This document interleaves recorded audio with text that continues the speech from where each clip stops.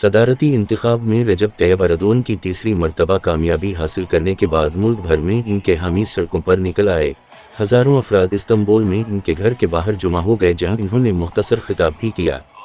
کامیابی کے بعد انقرہ میں صدارتی محل کے سامنے لاکھوں لوگ تیسری مرتبہ منتخب ہونے کے بعد صدر اردوان کی وکٹری اسپیچ سننے کے لیے پہنچ گئے۔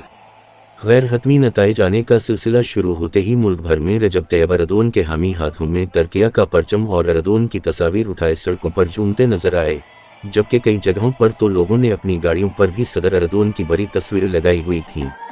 رجب طیب اردوان پہلی مرتبہ 2003 میں بطور وزیر اعظم اقتدار میں آئے، جس کے بعد وہ دو مرتبہ ملک کے صدر بھی رہنے کے بعد تیسری مرتبہ صدارتی انتخاب میں کامیاب ہو چکے ہیں۔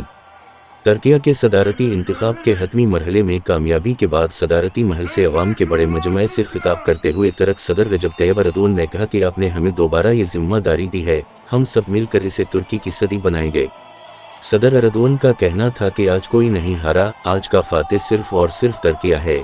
یہ فتح ترکیہ کے تمام 8.5 کروڑ باشندوں کی فتح ہے، یہ جمہوریت کی فتح ہے۔ آئندہ 5 سال کے لیے حکومت کی ذمہ داری سونپنے پر ہر ایک کا شکریہ۔